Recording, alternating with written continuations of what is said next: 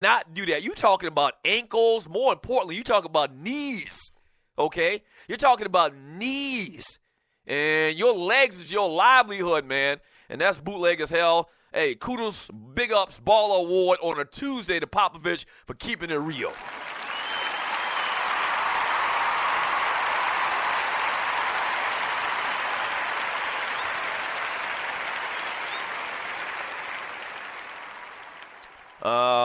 In the chat room on Spreaker.com from Chucktown Frank. Oh, my gosh.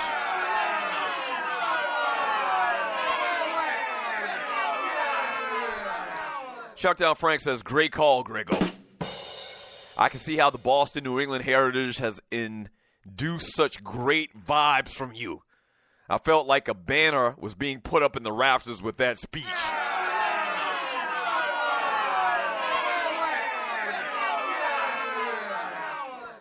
Clay Super Haitian Skeet Davis. He says, I feel sorry for your mother, Asian store owner in Minister Society.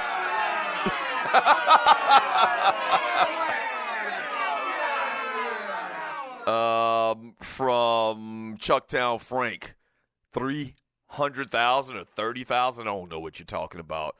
From Texas Ty, Filas, who's Isaiah Thomas going to hold? Yeah, he's not going to hold anybody. I mean, that's the bad part of Isaiah Thomas's game, and it's not his fault that he was born 5'8" or whatever. He can't check anybody. I mean, absolutely nobody.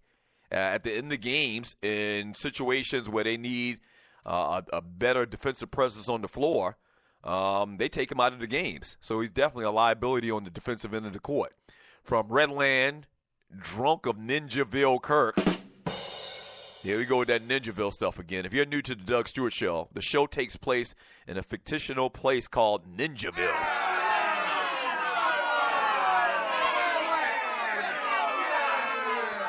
It says, Jam, I agree. LeBron is the best player in the league. That's why I can't give too much credit to Lou.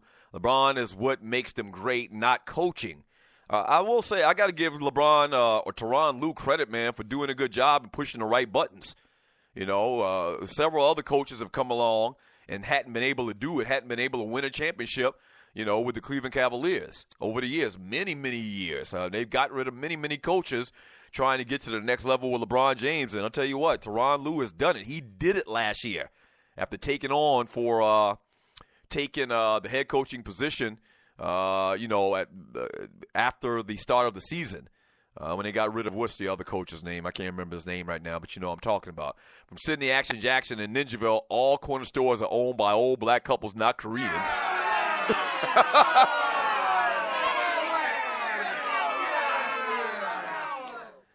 From Grego, Kelly-Mickey-Fickin-Olynyk. You know you don't miss that call, Jungle Brother. Your Big Apple bastard ass better have a seat.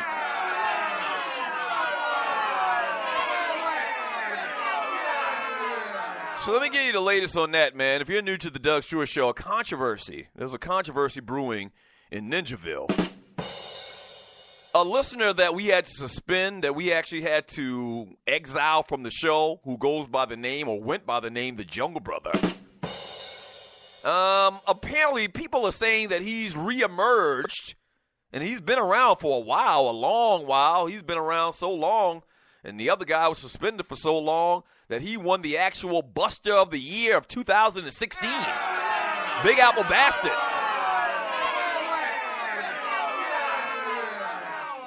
That they're one and the same. Now, I don't believe that that's the case. You know, it's kind of like Hulk Hogan, as somebody mentioned yesterday. It's kind of like Hulk Hogan and Hollywood Hulk Hogan. They do look alike, like Clark Kent and Superman, but clearly they're not the same person. So we're still doing a full-scale investigation on that. I'll hopefully have more to report to you on that very, very soon. From J.B. Jennings, Nas is my favorite rapper. It's a shame folks still sleep on him because he won't as commercial, or maybe he wasn't as commercial is what he meant to say, J.B. Jennings. I like Nas. Nas got a crazy flow, very intelligent rhyme pattern. You know, very intelligent dude, man. Comes from a musical background. Crazy style. I mean, but whenever you start talking about this greatest rapper, man, and how you rank guys, It's so hard. There's been thousands and thousands of fantastic rappers over the last 40 years that hip-hop's been around. And I think I got Nas at like maybe 6 or 7. And you're listening to the Doug Stewart Show. Let me do it quickly. And you're listening just very quickly here.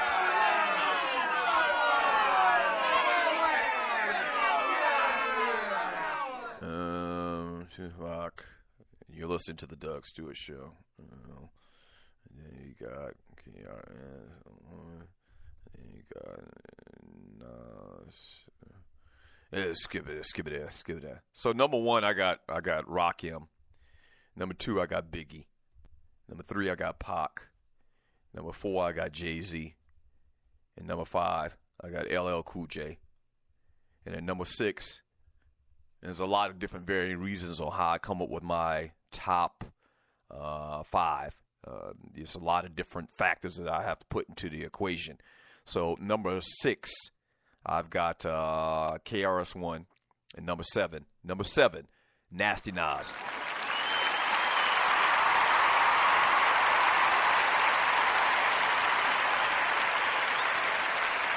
For you to be listed as the top or in the top 7 hip-hop artists of all times is a long time.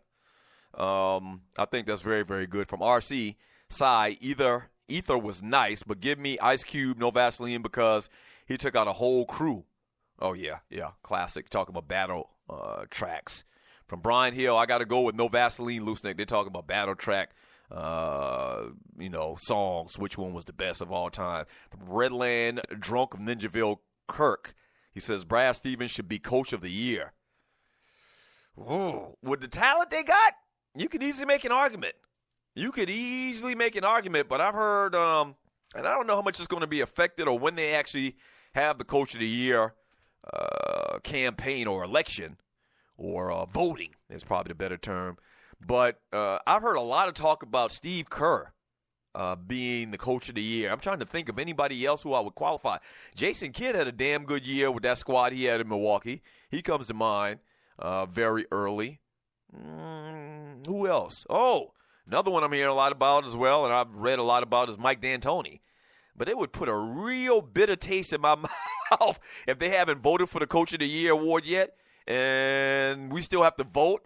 It'd be hard for me to vote for Mike D'Antoni after what happened in this Game 7 in the series with the San Antonio Spurs. It'd be very hard for me to do that.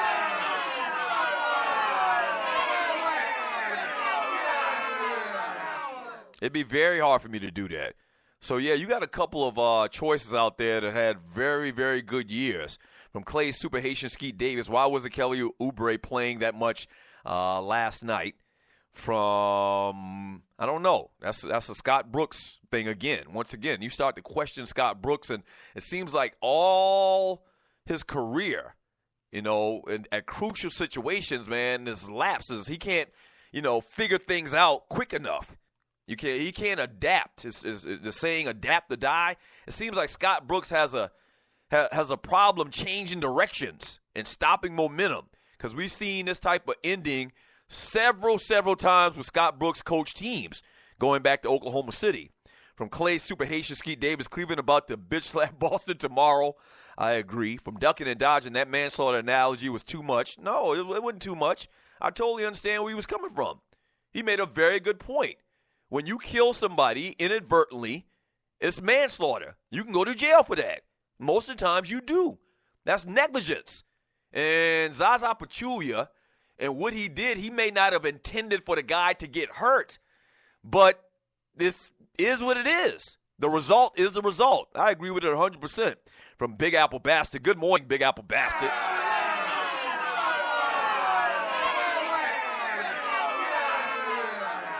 This is the guy that we told you about earlier that supposedly some people are insinuating is posing as a Stewie, but is actually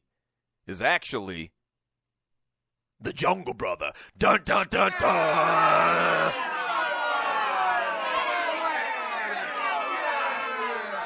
But anyway, Big Apple Bastard says, Bama at TDSS3, I got your drinks, dude. Laugh out loud. How about you got Texas Ties money? How about that?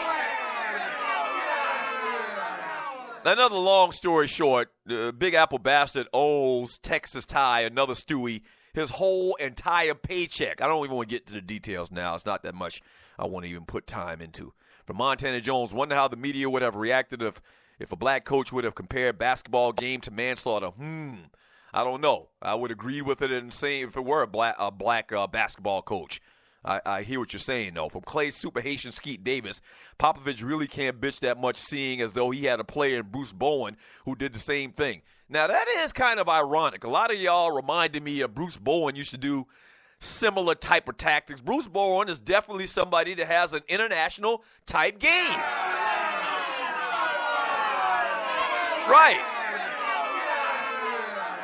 Right, exactly. Bruce Bowen, the way that he played the game, very Matthew Dellavedova-ish, very Vlade Divac-ish, very Zaza Pachulia-ish, where they do these little side little things that we would call dirty, that we would pimp slap your ass for, that we would go to your ass for in this country.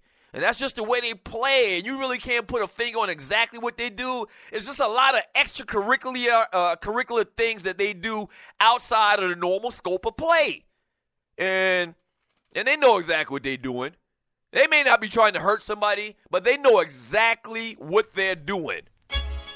It's kind of like before they had all of these rules about targeting in the NFL, where a safety couldn't hit a defenseless wide receiver. It's kind of like back in the day, like 15, 20 plus years ago, a defensive back would just lay out a wide receiver coming across the middle, even though the ball wasn't thrown to him. And the reason you did that was just put it in his mind, give him something to think about for the rest of the game, that if you come in this area, I'm going to hit you. That's a dirty play. Same thing with this. They're not intentionally trying to hurt anybody per se. They're not trying to maim anybody, but they know good and well in the back of their mind with that type of play is dirty. And that's exactly what Zaza is, a dirty-ass player. He played for the Hawks for many, many years. He used to do the same type of thing. And when you're not that athletic, which a lot of times these particular players are, when you're not that athletic, where you can't stay in front of a guy, you have to do the extra little curricular bullshit like Zaza and Matthew Dellavedova do. Oh, well, I can't beat him, so I can't beat him athletically, so I got to do this little side stuff. And this works. Zaza's been in the league for like 15 years. But call it what it is, man. It's very dirty play. And if this was the 80s, he would have already got his ass kicked. You didn't do nothing like this back in the 80s with the bad boys and those teams back in the day. Anthony Mason and Charles Oakley and them cats. No. Every weekend it was a damn fight in the NBA back in the 80s.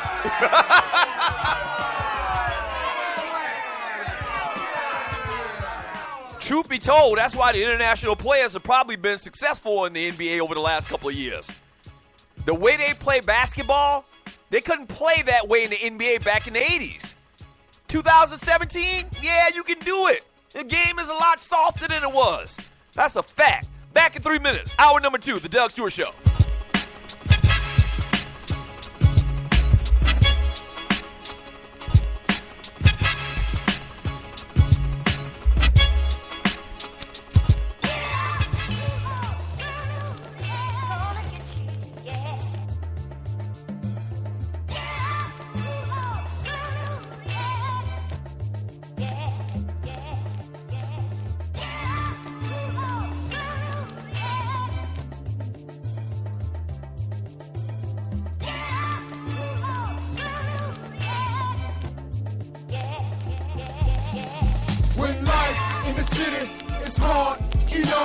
And when you got a little brick, so what? Wanna take it out? Yeah. Life in the city is hard enough. And when you hear the things click, about to bust it out. Yeah. Life in the city is hard enough. And when you got a little brick, so what? Wanna take it out? Yeah. Life in the city is hard enough. And when you hear the things click, about to bust it out. Yeah. I know you never met my kind. Fascination never blew my mind. Bitter words hard to